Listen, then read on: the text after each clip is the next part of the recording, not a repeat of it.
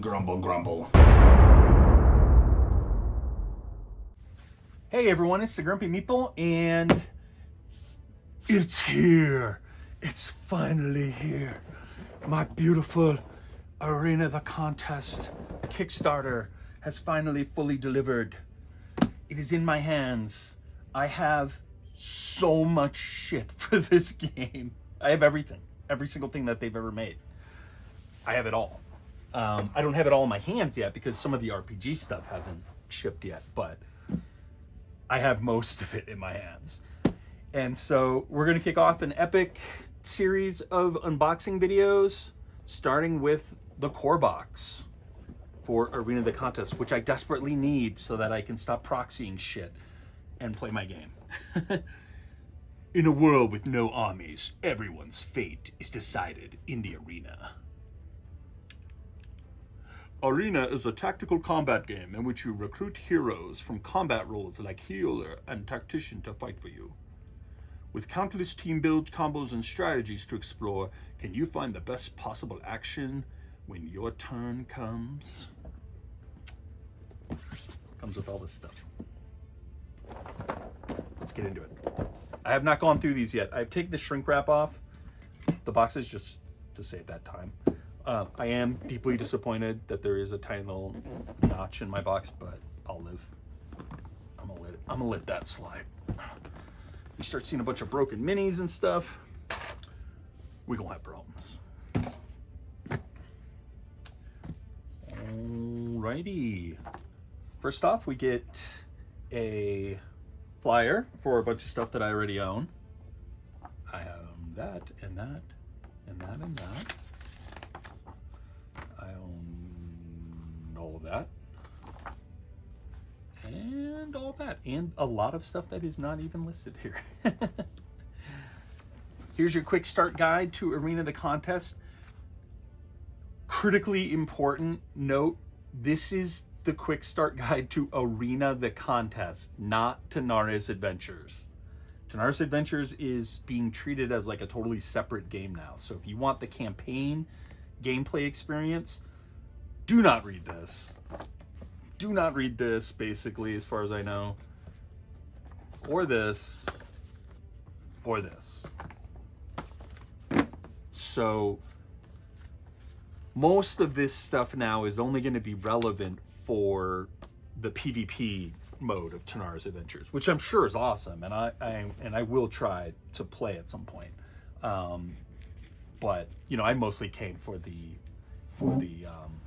campaign experience, and I was also mostly unaware that there was this differentiation.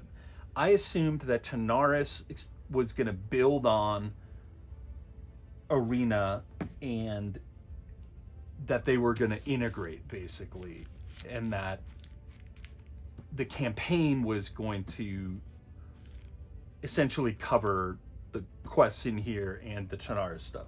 But really, it's more like they're two separate games or game modes, you know, like a lot of other games of this type will kind of give you. It's just a little confusing because this game has its own campaign, which you can play. It's not as kind of narratively rich or as detailed as the Tanaris campaign, but it does have its own campaign mode, and it can be played cooperatively in that campaign mode.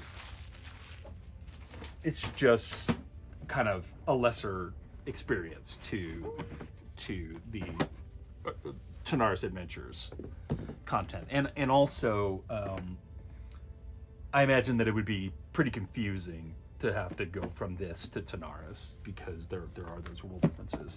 And here we go, tokens, sweet, delicious tokens, finally. I won't be using most of these because I'll be using 3D elements either from my Warlock terrain tile or that I actually bought through this campaign. But it is nice to have stuff like the lava, you know, if I don't feel like setting up the little pieces that I have floating around. So here's the board. I might use the board. I haven't decided yet. I don't know that I will. Because it's kind of a weird thing too about this game. Like, I really like... I bought all the boards because like I said, I bought every single thing. And so you could see on one side, there is your basic dungeon. And this is where your campaign play is going to take place, as I understand it. And there's really nothing distinguishing about it, so there's really no reason to use it over using the custom board that I built.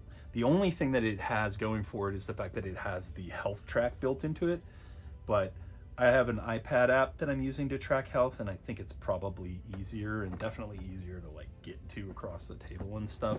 So I don't even know that I'll use this board at all. The other side has these really cool thematic boards. But as you can see, it's kind of a mixed bag because it has terrain built into it, which means that it's only usable for very, very specific scenarios. And I think that those are mostly the PvP scenarios. I like the boards. I think they're super cool. I just don't know that they're going to get much use for both of those reasons. I'm not going to go through all the rule books and everything. I've done that for Chernarus already, and again, I kind of don't want to cause confusion. But this thing just pulls right out, I think. Yeah. Let's put this. And there we go. We're into the box. Right off the bat, I see the green dragon.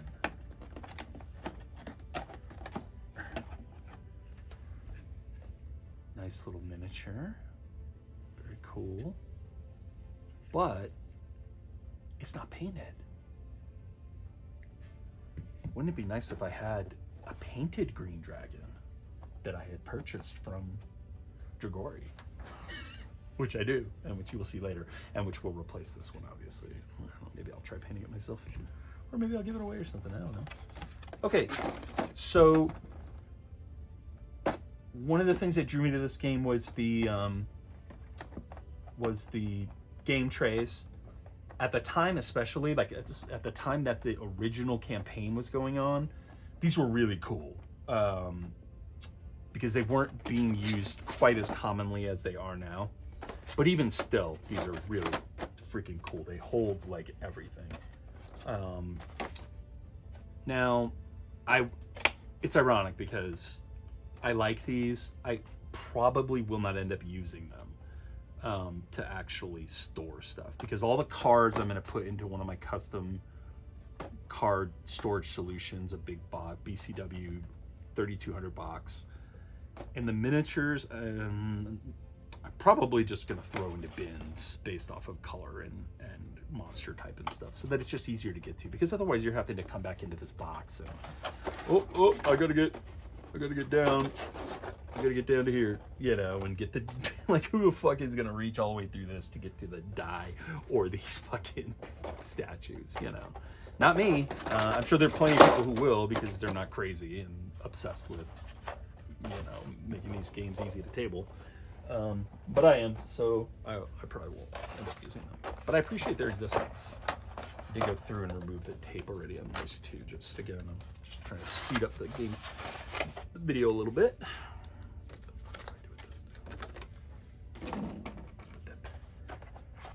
All right. So there's going to be some confusion too in terms of the usage of these cards between the two games, because I believe Chernarus Adventures comes with basically replacement cards for everything, all the heroes, certainly all the monsters. And so if you're playing Chernarus, I don't know that you're going to end up using these really at all. But you have all your standard cards, you know, here's some of your ability cards and your artifact cards. You've got items and evil powers and a lot of stuff, again, that doesn't really factor in anymore. because of the advent of Tanaris Adventures. And then you've got the big character cards, and you've got, it looks like some rule reference sheets here on the back, which is a little, I don't know, the way that they kind of rebooted the system with Tanaris Adventures is a little, it's a little irritating, to be honest. And it was not at all clear during the campaign. I don't think it was clear anyways. They called out again and again that it's like its own thing, but they also called out that it was an expansion for Arena of the Contest, and expansion has a very specific meaning. So, you know, like, there's just stuff you have to be aware of, like, don't use these reference cards. These are the old reference cards. This is not true for the current game. You know, like this, the action flow and stuff, I don't think is applicable to the current game. And so you just have to be careful about what you actually pull out. But you've got all of your enemy cards if you do want to play the original game. You've got all the hero cards, and these are still used for PvP. Again, I can't recall if there are replacements for all of these in Tanaris. Maybe I'll do a follow-up video on that. And then you've got your boss cards for your various dragons and such. I'm just throwing it out there as a PSA. You just want to be careful about what you use and don't use here. And it might even behoove you to just like not rip all these cards open until you know. Because if you're going to mostly be playing Tanaris and you want all the extra characters and monsters and tokens and dice and everything, then, you know, these cards might just confuse things. But here we are, and we have got a ton of miniatures, and they are the new redesigned miniatures. These are the 2.0 versions of the miniatures. I think they're in the box.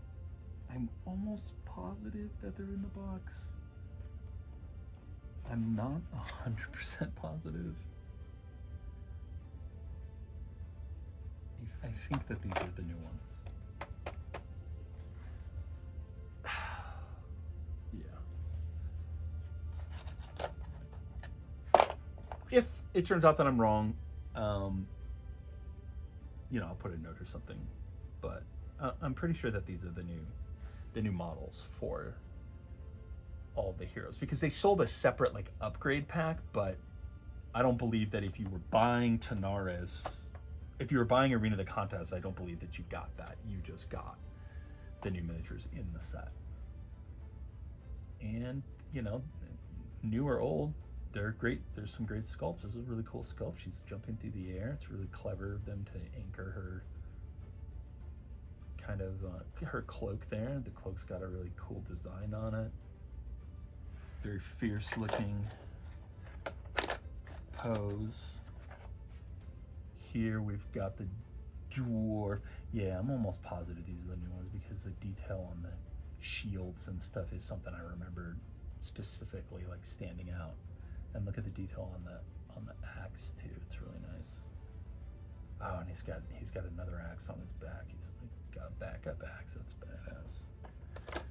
These are great. I probably won't look at every single one just because I want to keep you here all day, but this is one of the tricksters. He's got a ruby in his hand that he stole because he's like a rogue or a thief. Lots of cool detail. You know, great detail. Not insane detail, but you're also not paying for insane detail, and you're getting an immense, insane pile of shit for the same cost as like one box of GW miniatures. And if you're not an expert painter, which I am not, then really who cares? Because blue plastic. Here we've got some shooters. See, this is great because I don't even have the shooter archetype in it. That didn't come in the Tanaris box. There were no shooter characters. So I have a whole new, multiple new play styles that I can potentially incorporate.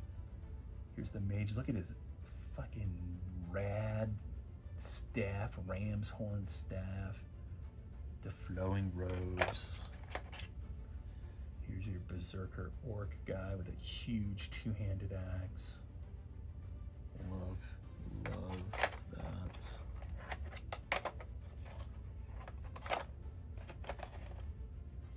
The werewolf guy. Look at his fur, lots of detail. You know, like this detail was real soft in the first version of these miniatures, basically. It was just like his back would just kind of be like a slightly textured blob. And they look so much better now. They've all got these special bases, you know, like stone bases and such. Look at this. This is a great figure. She's got the snake curling up, even though snakes creep me out, and a hawk on her hand. She's got her arms outstretched. That's fucking awesome. Here you've got the preacher character. Everything is super sharp. It's not, there's nothing in here that's like bent up and that shitty bendy plastic that I hate, at least. It's all crisp and looking great. And they really put a lot of detail into the weapons, which is really cool. Here we've got this winged angel slash harpy, I think, maybe. Super cool miniatures.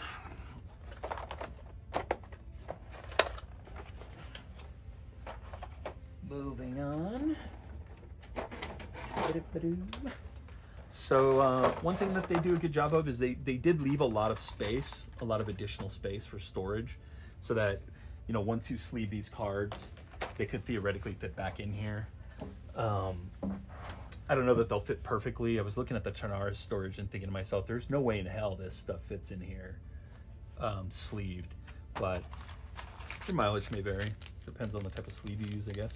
Here we've finally got the round bases for enemies, I think. Tanaris comes with a set of hexagonal bases.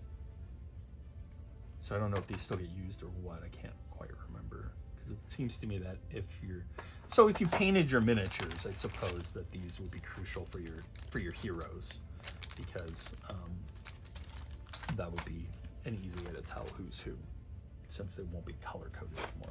Got some more cards. Again, I'm not gonna screw around with these because I don't want to get myself confused. I'll have to look at the PDF and see what gets integrated. And here we've got some of our baddies. We've got whatever the fuck this guy is. I've got kind of a skeleton guy.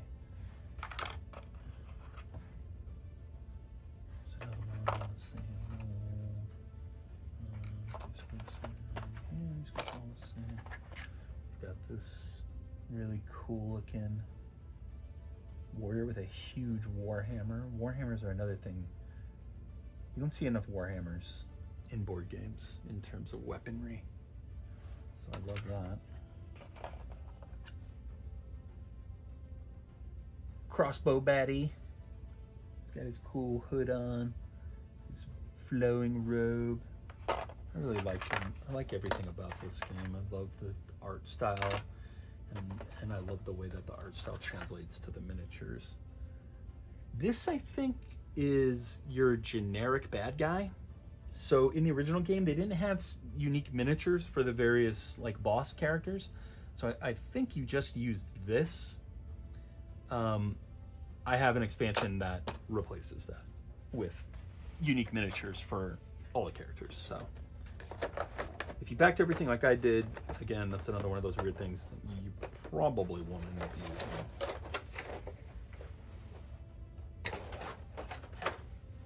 And then in the final tray all we've got left is our statues.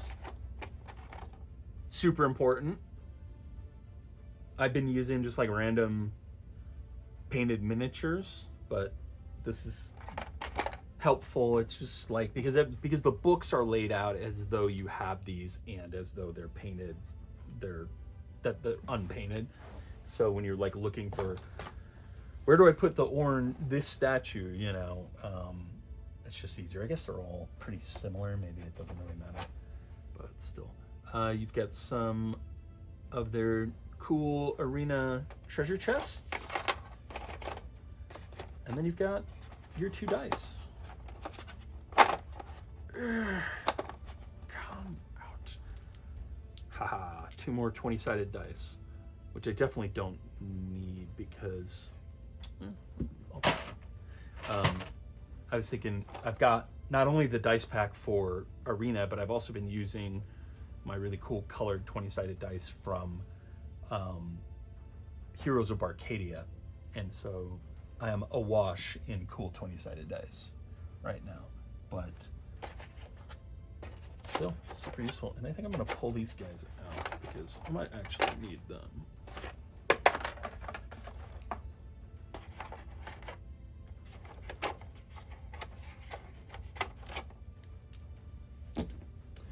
And that's it. That is my unboxing of Arena the Contest, the core box. Everything looks great. I don't see any damaged miniatures. Get your game trays. Get your big unpainted green dragon. It all stores pretty neatly. Like, this is a great...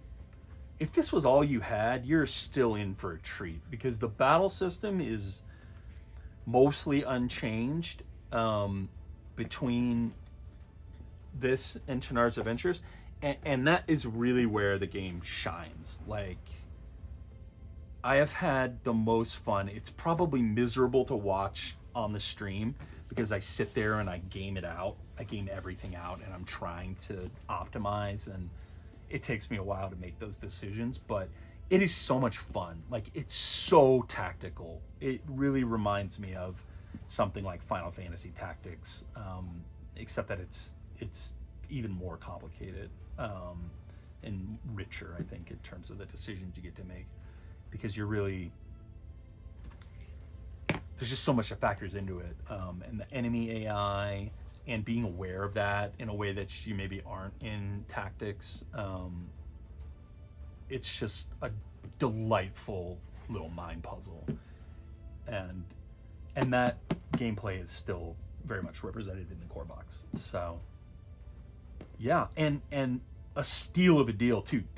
All of that stuff that you just saw was $69 during the Kickstarter. You know, this box is freaking huge. Like, this is easily, they could have easily charged $120 and probably still gotten away with it, because the game had such good word of mouth. So at $69, this is just the best deal in board gaming, frankly, for the pile of shit that you get. So that's it for Arena the Contest. I hope you enjoyed that. I hope you're looking forward to seeing many, many other unboxing videos, because I can't sit here and do a 4-hour-long unboxing of everything. I'm going to do them individually.